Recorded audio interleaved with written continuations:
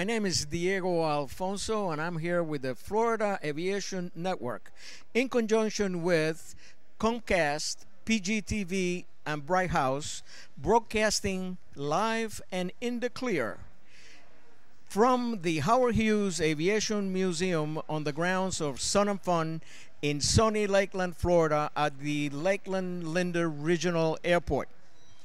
By the way, if you just tuned in, 2013 marks the 39th consecutive year of this great air show, fly-in, and expo, which, by the way, happens to be the second in the world.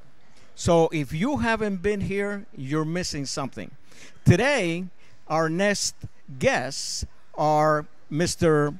Matt Younkin and Jeff Gibbs, and I also have my co-host Michelle Cassidy with me. Hi. And Matt is the pilot of a twin-engine aircraft, which you probably, if you're a Sun and Fun goer, that would not be new to you. And if you haven't been here and you like aerobatics, or even if you don't like aerobatics, if you're a pilot or a non-pilot, you're missing something. This is a show that you really need to see. So I'm going to have Matt here with me, and I'm going to ask him a few questions. Matt, welcome to the program. Well, thank you. It's a pleasure to be here. Jeff, Thank you, welcome sir. to the program. Matt is the pilot, and Jeff is the maintenance director. He is the one that makes sure that that airplane does what it's supposed to do. Matt, I want you to know that I really enjoy your act. I mean, I really do. I'm a buff about aerobatics, and I've seen you perform. Can you tell us a little bit about, I guess everybody wants to know, what made you, first of all, become a pilot? I mean, when did you decide to become a pilot? Well, I've been interested in aviation since before I could walk and talk. My family's been in aviation for many, many years. My grandpa and both his brothers were pilots. My dad was an air show pilot, so that makes me third-generation aviator. And it's in my blood. It's something I guess I was born in to do. Great, and it shows. It definitely does. You. It definitely shows. Now, I guess what I want you to tell me is what really made that jump, because you probably started to fly normally, like everybody else. Well, right side up. That's true. You know, I was privileged enough to get to grow up with some pretty unique aviation. My grandpa built a lot of very cool airplanes, 1930s Air Racers replicas, and restored a bunch of other antique biplanes and such. And, of course, my dad was on-demand charter operator, but also an aerobatic pilot and flew air shows for over 20 years. So I had a lot of back seat time or right seat time upside down in airplanes before I learned to fly. But, yes, like everybody else, I learned to fly straight and normal, and that was pretty well where I wanted to stay. That's cool. That's cool. Jeff, let me ask you, I understand you're the man responsible for this other man to be able to do all the stuff that he does up there as far as maintaining the equipment in good shape. Tell me, how did you get started in the maintenance part of aviation? Well, I grew up mechanicking on everything. Our vehicle, from our bicycles to vehicles, tractors around the farm, just everything. I knew I had a God's gift, a calling on my life to fix things that are broken. And my dad got me into aviation by this, bringing me to air shows. And, I thought, that's a pretty neat way to make a living, and still get to do what I love to do. So that's great. That's by the way, I'm also a mechanic. Excellent. I'm also an aviation Excellent. mechanic. Yep. That's how I got my first job. Because back in the day, if you were a mechanic, Right. the right seat was automatic, because they needed somebody to change bulbs and tires and all that Right. good stuff. And Michelle, we were talking about before, and you told me that you wanted to be an aerobatic pilot at some point. Is that? I think it'd be interesting. Yeah, I wish I would try it Well, sometime. here you have the Yeah. expert right here. Seems interesting. Well, I don't know about expert, but it's a lot of fun.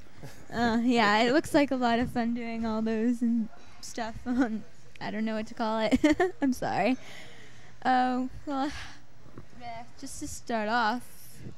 Oh, well, I can't really think of anything right now. Do you think I'm you will ever? sorry. I'm sorry. See, you're already nervous just thinking I'm not about. really. I would kind of be afraid. I mean, I don't know. I had a fear of heights, so I don't know how I'm gonna get that from being way up in the sky. So Well, I have a fear of heights too. That's why I fly so close to the ground. That's I tell a good people one. I can fly. I can climb a tree that's 1,000 foot tall, but you get me on a 15-foot ladder and I start shaking. Yeah. Matt, tell us something about the airplane itself. Tell me a little history on that airplane. Well, it's a Twin Beech 18. It was built new in 1943. She's 70 years old this year for the Army Air Corps as a navigation trainer. It was based at Houston Ellington Army Airfield during World War II, and it went through a series of other owners and corporations like the U.S. Department of Commerce and the FAA. They actually used this airplane to check approaches and such. It was owned by a university, a drop zone, a maintenance shop, and several corporate flight departments before my dad picked it up in 2000 and restored it to the way you see it today. And we've been doing aerobatics with it ever since. The airplane, Twin Beeches have been used for everything you could possibly use an airplane for in aviation except aerobatics until my dad started doing this in 1989. And when he passed away in 2005, I just knew that I really needed to pursue this and try to keep his memory alive and preserve this great aviation heritage that I was privileged enough to grow up with. That's great. That's great, and that's commendable. Now that you said that the Beech 18 has been used for everything, I used to build up time in a Beech 18 flying the mail. A buddy of mine who was the pilot, and we used to carry an umbrella because it rained more inside the airplane than it did outside. But it's just is this stock? This is just the way the airplane is, or have you reinforced it, or? No, it is stock. It's got the same spar strap on it that all the other Right. flyable Twin Beeches have, but it's been lightened up as best we could. But it's just a bone stock airplane. We just got to be real careful with it. Oh, and of course, that's a regular airplane, and you're subjecting them to some G's. And I guess I would point out, Diego, like he said, this is her 70th birthday this year. So, and it's also the WASP 70th anniversary of the WASP, the Women Air Corps. And so, very likely, a great portion of this plane in 1943 was built by women. The men were away at war. That's right. And it may very well have been flown by one of these ladies serving their country, because this aircraft went right into service for the military. Right. So, rolled off the line, partially built by women, like I said. Yeah, so. I'd had a very good friend whose mother was a ferry pilot. Right. And that's what they were doing. I think they call them the WASP, I think. WASP, The yes. WASP. The 70th And they did a tremendous service to the nation back Very then. much so. Now, is there anything that you will tell pilots out there about that flying a multi-engine airplane not to try? Well, don't try aerobatics to start with. You got to be real careful. Just flying a multi-engine airplane in general. The multi-engine pilots know the risks and the challenges as far as the, losing directional control if an engine fails on you, or, there's different things you have to worry about when you're taking off or landing. And when you add aerobatics to the equation, it complicates things. So,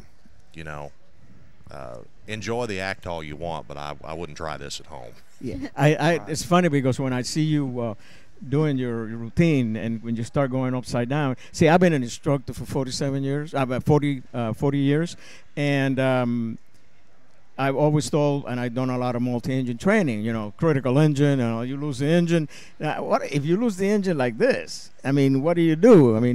What is your train of thought? In other words, how do you prepare yourself, and I'm probably you do, before you go into that maneuver? You say, well, if he does this, what do I do?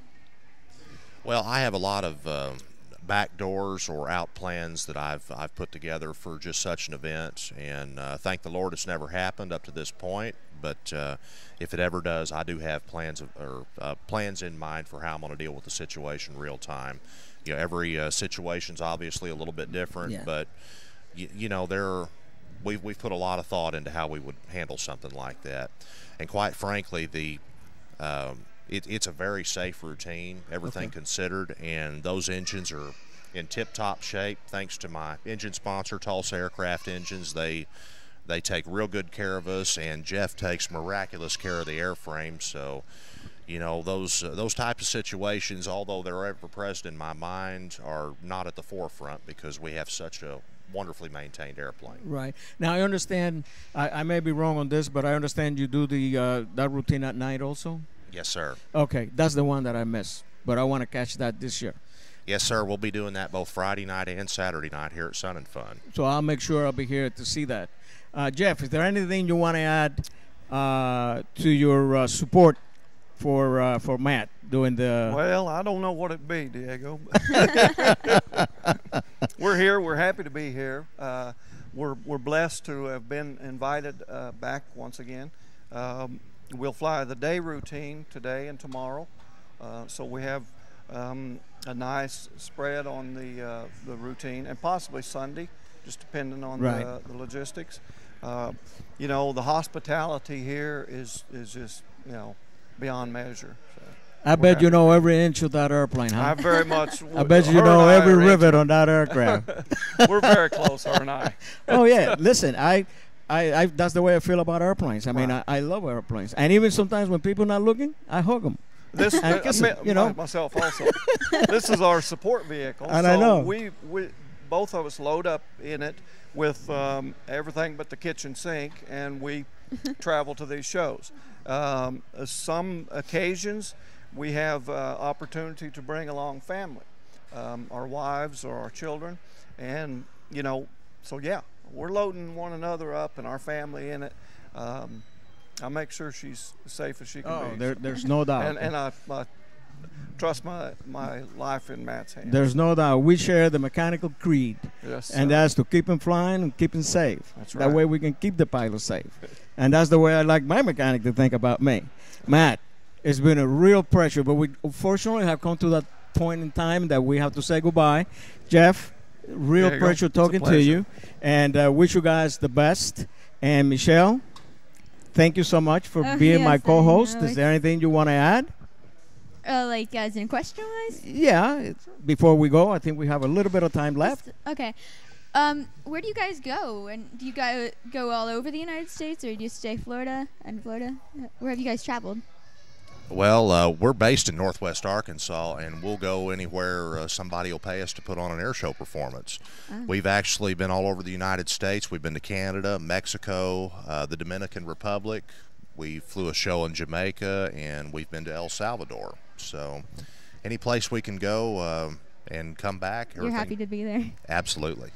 Do you ever get nervous when you're doing a routine at all, like even the slightest bit? Well, I'm usually too busy to be nervous, so get nervous before and afterwards, but just do the job. I would be freaking out if I step foot in that. It's really not as bad as it sounds. You know, it's people say, "Well, I might get sick doing this." Well, if you're the one doing the driving, you won't get car sick. It's when you're the passenger. True. So you keep that in mind. That's very true. Well, remember, you know, that's risk management. I mean, we all know when we're flying that, you know, we're kind of defeating Mother Nature. You know what I'm saying? In other words, that's true. We're doing something that we're not supposed to do. There you go. Okay, well, we have unfortunately come to the end, and to our viewers out here, if you're with us, please stay, and we're going to be back in about 30 minutes. Have a good day and continue watching.